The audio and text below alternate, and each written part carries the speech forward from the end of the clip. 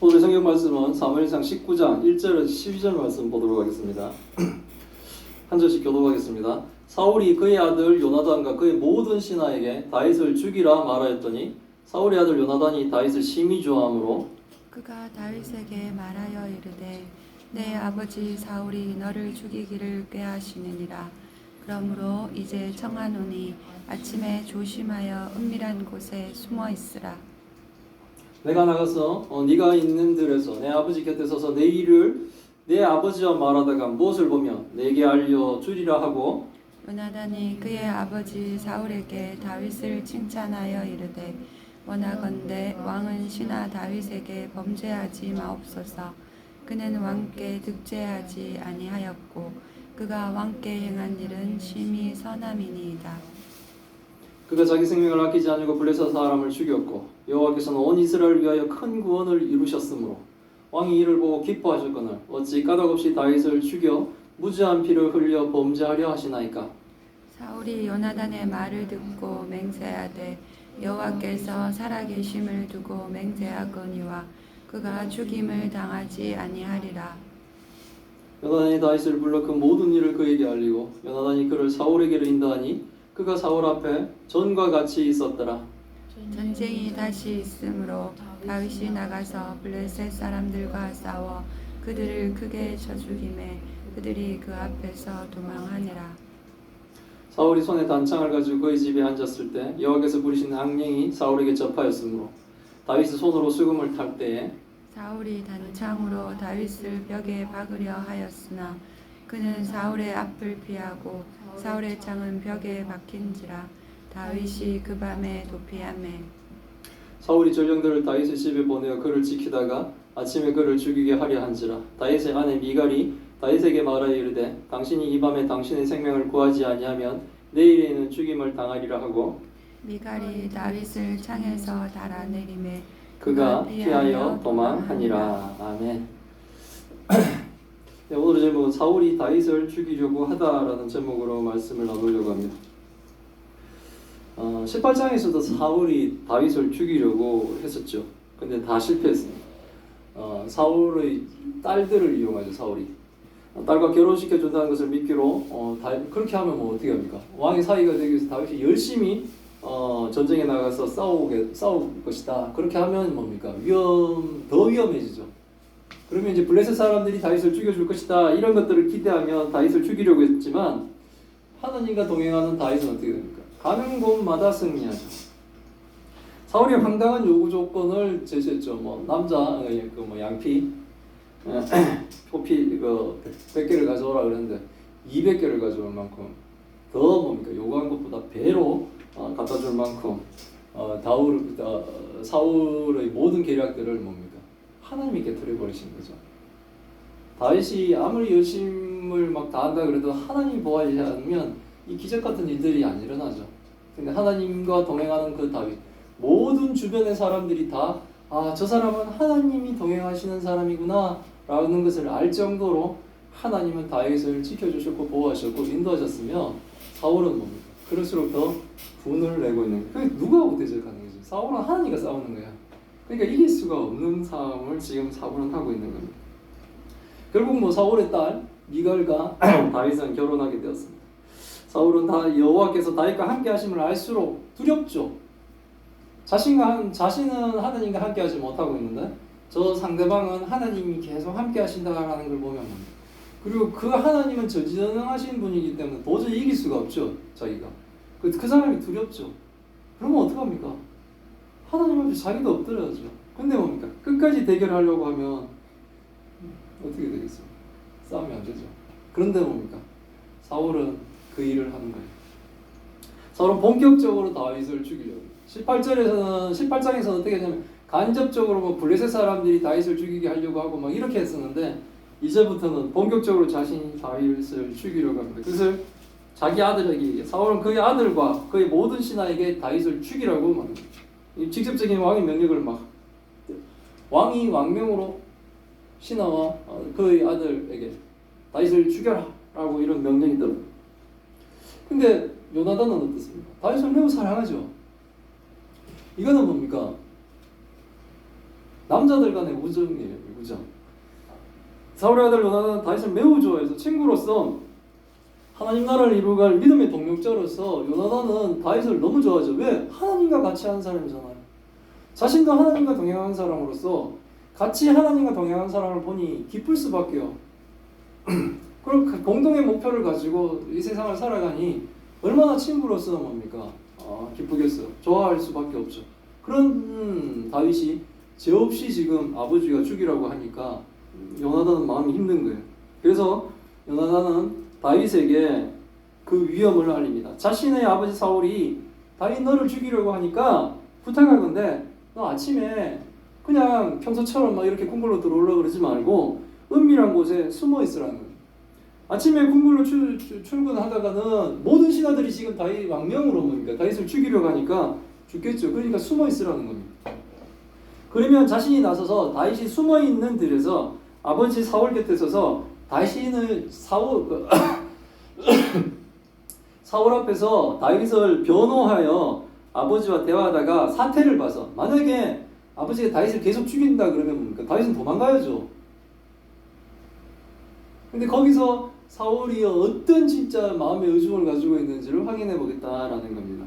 그것을 다윗에게 알려둘 테니까 너는 아침에 어디 좀 숨어 있으라고 얘기하는 거예요. 오다간 죽을 테니까. 요나단은 뭡니까? 아버지 명령도 함부로 거역 못하고 그 다음에 뭐 친구를 죽일 수도 없죠. 하지만 중재자로서 가장 뭡니까? 지혜를 발휘할 수 있는 발휘해야 되는 그 시기가 온 거예요. 그래서 요나단이 그의 아버지 사울 왕에게 이제 다윗을 칭찬을 합니다. 그러면서 아버지에게 왕이 다윗을 죽이려는 범죄를 저지르지 말라고 지금 설득을 해요. 죄 없는 자를 권력으로 죽이는 것이 범죄가 된다는 것을 아버지에게 얘기합니다. 왕은 신하 다윗에게 범죄하지 마. 이건 뭡니까? 죄 없는 사람 죽이는 거죠. 왕의 권력으로 죄 없는 사람을 죽이는 거죠. 다윗은 왕에게 죄를 범하지 않았습니다 라고 변명. 그리고 그가 했는 일을 왕이 한번 생각해 보라는 거예요. 그가 했는 일은 심히 선한 일, 왕에게 좋은 일을 했고 하나님께 좋은 일을 했고 왕에게 좋은 일을 했고 백성들에게 좋은 일을 했고 다윗은 충성스럽게 나아가서 전쟁에서 뭡니까? 싸움을 했잖아요. 목숨을 걸고. 그 제일 앞에는 뭐예요? 골리앗을 상대해서 이겼지 않습니까? 이건 다 목숨을 거는 일이잖아요. 자신의 목숨을 걸고 왕을 위해 이 이스라엘 백성들을 위해 최선을 다해서 하나님 왕 앞에 죄를 짓지 않았는데 이를 죽이는 것은 왕이 오히려 범죄를 저지르는 것이다 라고 얘기를 하는 거예요. 아주 어찌 보면 이 당시에 아버지와 아들의 관계도 있지만 왕과 뭡니까? 신하의 관계로 본다면 요나단 역시 어쩌면 목숨을 걸고 지금 아버지 앞에 아버지가 죽이려고 하는 사람을 변호하고 있는 거예요. 성도는 이렇게 정의롭게 살아야 돼요. 성막이 있으면 선을 위해 자신의 것을 이렇게 내어주며 자신을 걸고 이 선을 위해서 살아야 되는 거예요. 이게 바로 성도의 모습이고 교회의 모습이 되는 거예요. 아까 타협하고 앞쪽으로 붙고 막 이러면 뭡니까? 아무런 뭡니까? 교회와 성도의 차별이 없죠. 일반 이방인들과 일반 죄인들과 아무 차별이 없습니다. 악을 따라다니고 뭐 이렇게. 그러면 뭡니까? 맛을 잃은 소금입니다. 그건 뭐죠? 그냥 돌이죠. 뭐. 소금이 짠맛을 잃으면 돌이 되는 거예요. 성도와 교회는 그렇게 살면 안 되는 거예요. 다윗이 자기 생명을 아끼지 않으고 블레셋 사람을 죽인 일에 대해서 얘기하는 거예요. 그가 자기 생명을 아끼지 않으고 블레셋 사람을 죽였고 이 골리앗을 죽였던 얘기도 한번 들어가 있는 거예요. 그리고 뭡니까? 수많은 전쟁, 그 전쟁도 여기에 포함되죠. 여호와께서는 온 이스라엘 위에 큰 구원을 이루셨습니다. 지금 요나단의 편에서도 이 다윗의 능력도 있지만 그보다 뭡니까? 다윗과 함께하고 있는 하나님. 그 하나님이 계속 지금 뭡니까? 은혜를 베풀어 큰 구원을 이루어 주시고 있다는 거예요. 온 이스라엘 위에서 큰 구원을 하나님이 이루어줬는데 왕이 그것을 보고 왕도 기뻐했는데 어찌 지금 와가지고 이유도 없이 다윗을 죽여 무지한 자의 피를 흘려 죄 없는 자를 왜 죽이려고 하느냐라고 지금 말하고 있는 거예요. 그러면 뭡니까? 하나님께 범죄하겠느냐고 하는 거예요. 무고한 죄 다윗을 죽여 무죄한 피를 흘려 범죄하려 하시나이까? 누구 앞에 범죄? 하나님 앞에 죄를 지으려고 합니까? 라고 지금 묻고 있는 거예요. 사울이 이때는 정신이 번쩍 들었나 봐요. 사울이 요나단의 말을 듣고 맹세합니다. 여호와께서 살아계심을 두고 맹세하거늘 그가 다윗이죠. 다윗이 죽음을 당하지 않으리라. 사울이 지금 요나단이 자기 앞에서 지금 다윗에 대한 얘기를 쫙 이렇게 변호하니까 정신이 번쩍 들었어요. 그래서 하나님 앞에 맹세합니다. 다윗을 죽이지 않을 것이다 라고 지금 맹세를 하고 있습니다. 요나단은 기뻤겠죠. 요나단은 사울이 다윗을 죽이지 않겠다는 말을 다윗에게 전해줍니다. 얼마나 기쁠까요? 친구가 죽을 위기에 처했는데다가 그 모든 것들이 해제됐습니다. 기뻤겠죠. 요나단에게 다윗을 죽이지 않겠다고 하나님 앞에 맹세한 사울이기에 다윗은 뭡니까? 이제 예전처럼 다시 또 사울 앞으로 나갈 수 있게 되었어요. 참 사람의 생명이 순간에 왔다 갔다 하죠. 참으로 위태한 삶을 살고 있죠. 하나님 앞에 지금 기름 부은 사람이에요. 다윗이. 기름 부음을 받은 사람으로 하나님이 지금 택한 백성으로 하나님이 함께하는 사람인데 그의 삶이 칼날 위에 서 있는 것처럼 위태한 그 삶을 살아가고 있어요. 그대로는 뭡니까? 하나님이 붙들고 이를 보호해주고 지켜주고 계세요. 성도의 삶도 이 땅을 살아갈 때 어떻게 보면 우리가 칼날 위에 서 있는 것처럼 위태한 삶, 우리가 오히려 성도로 살아가기 때문에 겪어야 될 그 위험들, 그런 것들이 있을 수가 있어요. 오히려 하나님을 몰랐다면 평평한 길을 갈 것 같고 큰 대로를 갈 것 같은 이런 상황인데 우리가 하나님을 믿는 것 때문에 하나님을 믿은 것 때문에 왠지 더 좁은 길로 그리고 뭡니까? 위태한 모습으로 살아가고 있는 그런 순간도 있다는 거예요. 근데 뭡니까? 제대로 하나님을 믿고 살고 있다면 하나님과 동행한다면 그 길이 맞는 길이에요. 삶과 죽음이 지금 왔다 갔다 그래요. 아침에 출근하다가 죽을 수도 있었는데 이제는 뭡니까? 다시 출근해도 되고 그런 상황들이죠. 가깝게는 장인과 사이관계, 공식적으로 왕과 군대의 장으로서의 두 사람의 각자의 모습으로 이제 다시 회복이 되었어요. 그리고 또 전쟁이 일어납니다. 전쟁이 다시 있으므로 다시 나아가 블레셋 사람과 싸워 그를 크게 쳐 죽이며 그들이 블레셋 사람들이 그 앞에서 도망갔다는 거예요. 예전과 같은 모습으로 다시 회복됐죠. 다윗은 다시 사울 앞에 나갔고 사울의 명을 받고 전쟁 나는 전쟁터에 가서 블레셋 사람들을 크게 승리합니다. 블레셋 사람들을 많이 죽이게 됩니다. 예전과 같은 상황인 줄 알았는데 아니었어요. 사울이 한날은 단창을 가지고 자기 집에 앉았는데 여호와께서 부리시는 악령이 사울에게 접하게 됩니다. 이건 결국은 뭡니까? 자기 범죄죠. 자기 범죄. 그러니까 하나님과 동행하지 않으면 누구하고 있는지를 우리는 좀 알아야 돼. 우리가 무엇을 할 때 이것이 하나님과 동행하는 삶인지 하나님과 만약에 내가 동행하지 않고 있다면 이건 과연 누구하고 동행할까?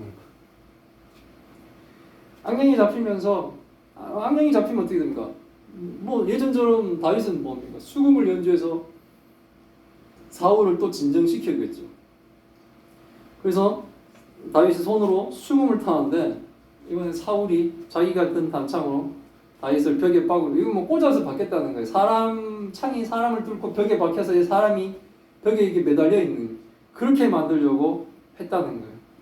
그래서 사울을 앞에 피했다. 창을 던졌겠죠. 다윗이 죽으라고. 근데 그걸 피했어요. 사울의 창은 벽에 박힌. 피해서 창은 벽에 박히고. 원래 사울은 뭡니까? 꼬지 하듯이 찍어서 벽에 같이 박으려고 했는데 다윗은 피했습니다. 그리고 다윗은 그 밤에 도망을 가게 됩니다. 사울은 끈질깁니다. 전령들을 다윗의 집에 보낸 이건 군사를 보낸 거예요. 그를 지키다가 자기 딸과 결혼했는데 그 집안까지는 쳐들어가기는 뭐 했는 모양이에요. 그러니까 이번에 어떻게 하냐면 부하들을 군대를 보내서 숨어 있다가 아침에 그가 나오면 죽이라 이렇게 얘기하는 거예요. 다윗의 아내 미갈이 그 사실을 눈치채고는 다윗에게 말합니다. 당신이 이 밤에 당신의 생명을 구하지 아니하면 내일이는 죽음을 당할 거라는 거죠. 아침에 일어나서 문 밖을 나서는 순간 당신은 죽을 것이라는 거예요. 그래서 미갈은 어떻게 하냐면 다윗을 창 밖으로 줄을 통해서 내렸겠죠. 내려서 그를 도망하게 합니다. 죄 없는 사위를 장인이 계속 죽이려고 하고 있어요. 죄 없는 충실한 충성스러운 부하를 왕이 계속 죽이려고 하고 있는 겁니다. 악령이 들린 왕이 가장 충성스럽고 용맹한 죄 없는 장수를 계속 죽이려고 하고 있는 거예요. 죄 없는 자를 미워하고 악을 행하는 사람은 악한 영에 사로잡힌 자신을 바로 보아야 돼요. 요즘에 뉴스를 통해 들린 소식들 왜 끔찍한 뉴스들이 많습니다. 남녀간에 헤어지자는 상대방을 잔인하게 죽였다든가 길거리에서 사소한 시비로 상대방이 치명상을 입혔다는 뉴스들을 지금 차고 넘치죠.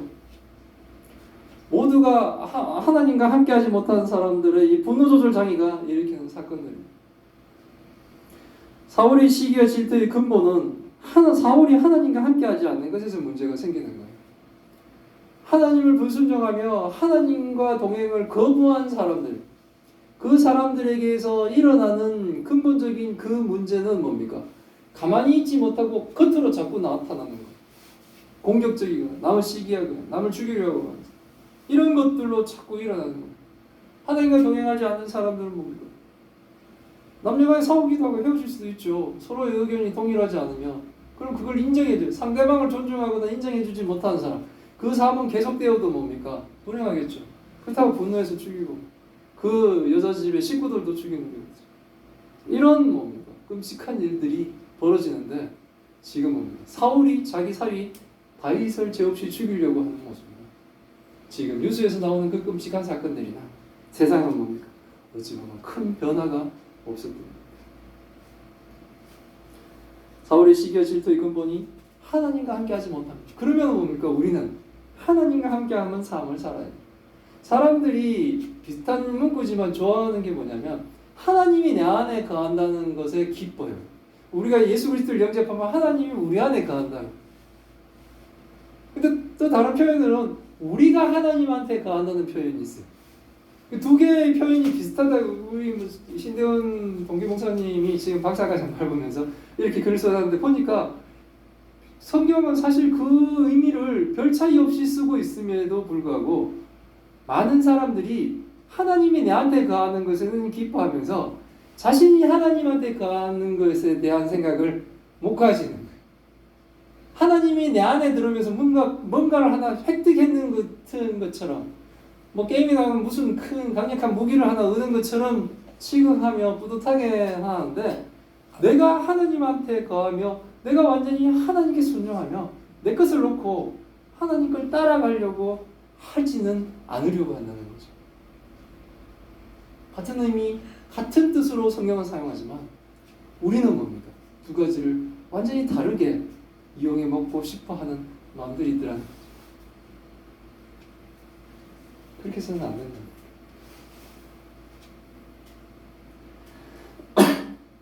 사울이 이렇게 하고 있는 것은 뭡니까?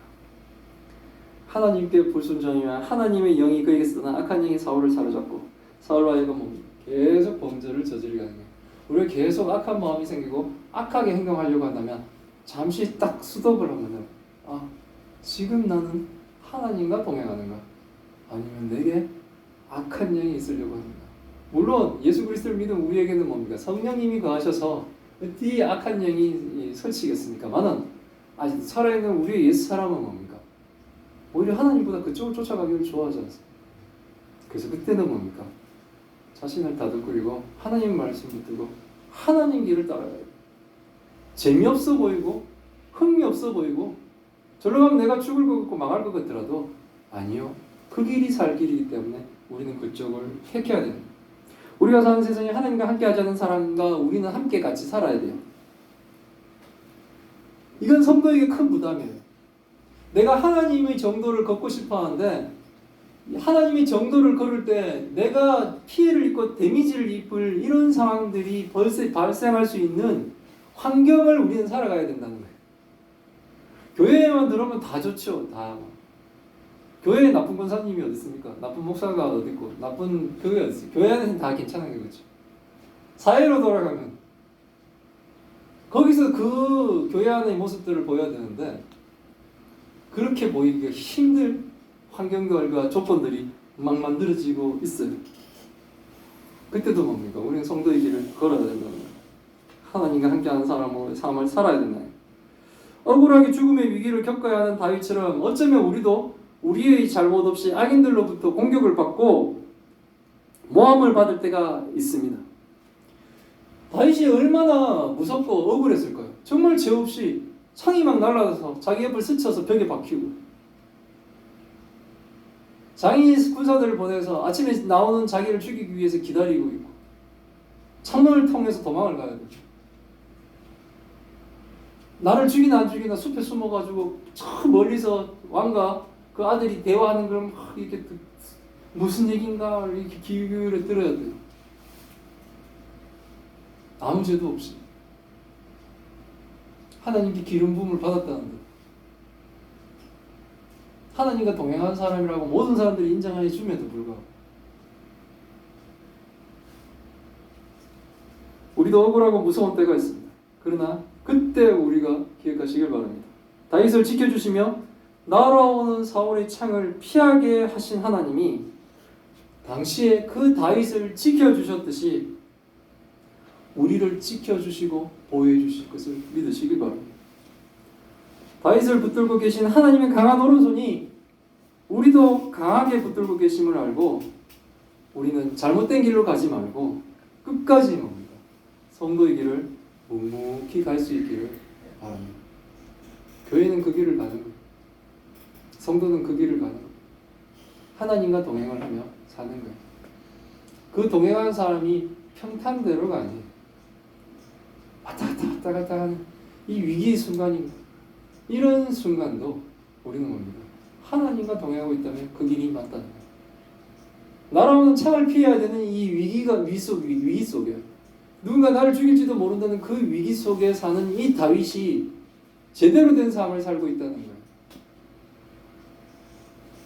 하나님과 동행한 그 삶이 상황적으로만 봐서 판단하는 것이 아니라 성경적으로 판단하셔서 하나님을 믿는 온전한 교회와 성도가 되기를 기원합니다. 아멘. 기도하겠습니다. 하나님 감사합니다. 시기와 질투에 사로잡히고 악한 영에 접한 사울이 죄 없는 다윗을 죽이려고 하는 사건을 통해 하나님 뜻을 알게 하시니 감사드립니다. 자신의 잘못도 없이 죽음의 위협을 받으며 두려워하고 떨어야 하는 다윗처럼 우리의 인생에 있어서도 우리의 죄와 잘못이 없어도 억울하고 두려운 순간들이 있음을 고백합니다. 그때 우리가 오늘의 본문을 기억하게 하옵소서. 까닭없이 날아오는 사울의 창을 피하게 하옵시고 집 앞에 자신을 죽일 자들이 숨어 있어도 창문을 통해 다윗이 목숨을 건질 수 있듯이 하나님이 우리도 위기 가운데서도 지키시고 건져주실 것을 믿습니다. 요나단 같은 동력자를 통해 다윗을 도우셨듯이 우리에게도 믿음의 동력자들을 통해 우리를 도우시는 하나님을 기대합니다. 악을 악으로 갚지 않게 하옵시고 오직 예수 그리스도의 사랑을 받은 자로 온전한 교회와 참성도의 삶을 살아가게 하옵소서. 이 모든 말씀 우리 주 예수 그리스도 이름으로 기도드리옵나이다. 아멘.